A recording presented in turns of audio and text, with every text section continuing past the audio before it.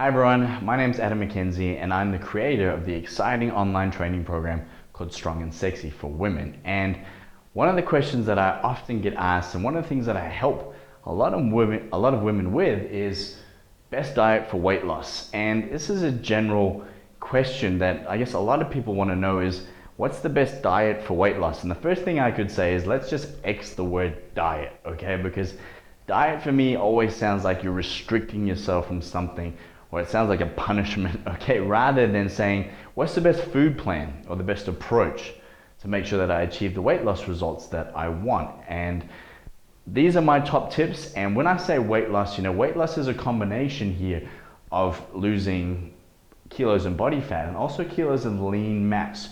You got to remember that if your goal is weight loss only, you need to factor in that you're going to lose a little bit of muscle as well. But if you're carrying a lot of extra weight at the moment, and this is definitely the best way to start, keeping in mind that as your body changes, you're going to have to adjust, or as your body doesn't change anymore, you're going to have to adjust. So if you plateau out, you're not getting the same results that you want anymore, things need to change, okay?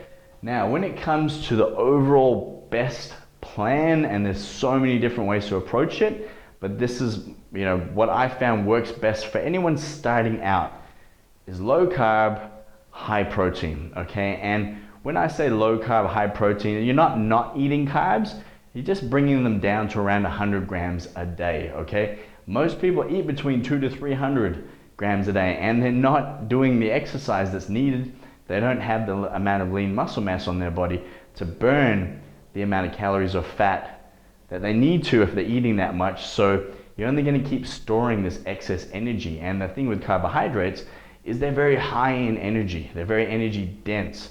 So as you're consuming them, they hold a lot of energy compared to protein. Protein is more of a slow burning fuel. It will sustain you for longer. It'll make you feel fuller for longer. And it often doesn't carry the same amount of, fat or sugars that you'll find in a lot of carbohydrates nowadays, including bread. The amount of trans fats and sugar in bread nowadays is crazy. Okay, now, that's just, like I said, an overall picture. And one of the things that we teach everyone in our Strong and Sexy program is how to plan a day based on calories, fats, carbs, and proteins.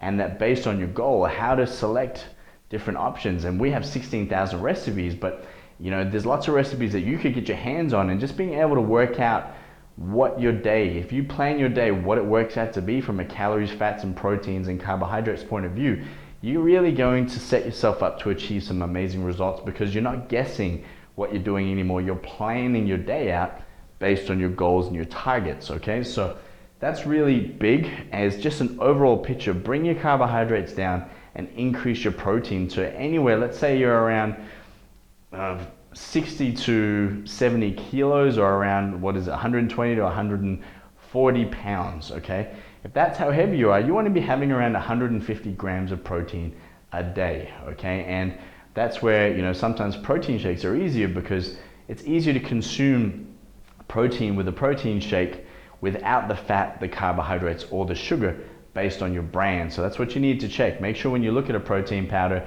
that it's got a good amount of protein per serve, so anywhere between 20 to 30 grams, that the sugars, the carbs, and the fats are low, okay?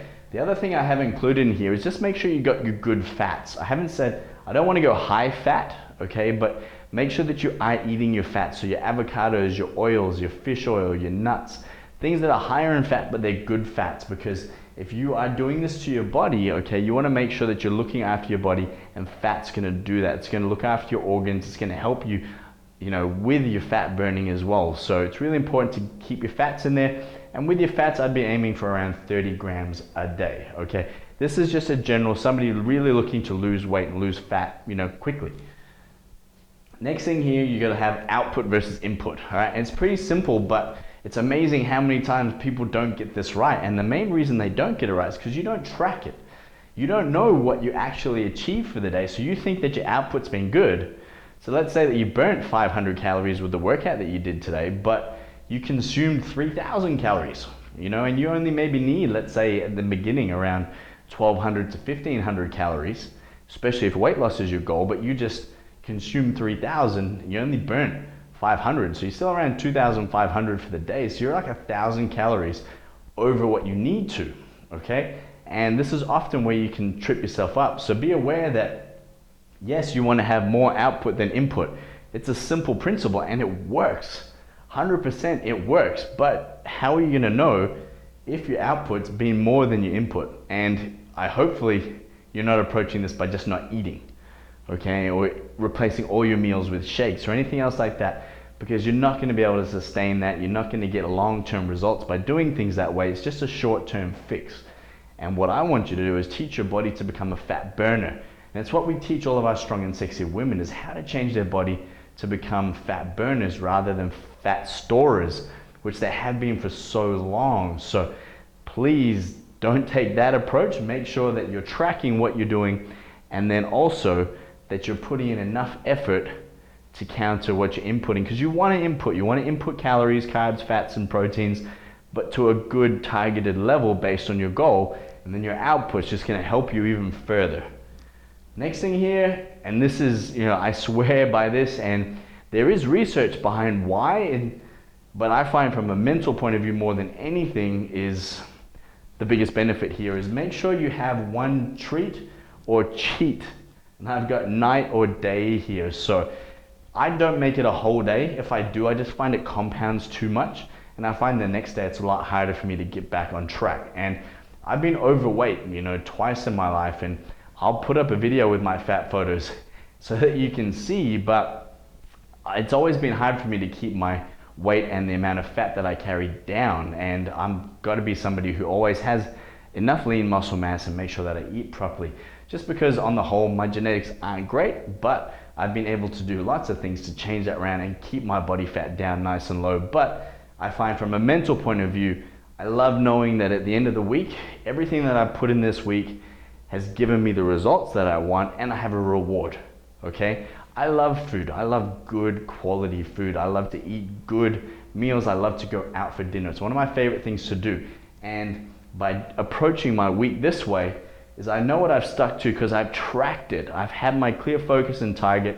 Then on the weekend, go and have a cheat day or a cheat night. And all I want to say with that is make sure you avoid sugar and alcohol a little bit, because you're going to be craving too much afterwards. So just be careful with that. Try and make it more fat and carbohydrates as your cheat meal.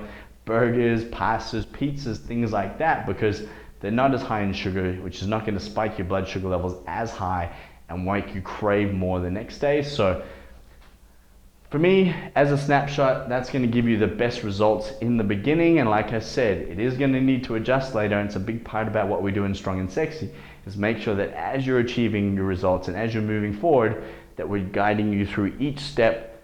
We've got your back when it comes to making sure that if anything stops or changes, we're going to show you exactly how to keep moving forward to everything that you want to achieve. So if you're in a position now where you want to get in great shape, you want to achieve all the results that you want for your body, your health, and your mind, head over to strongandsexy.com now and see what we've been able to do for women all around the world.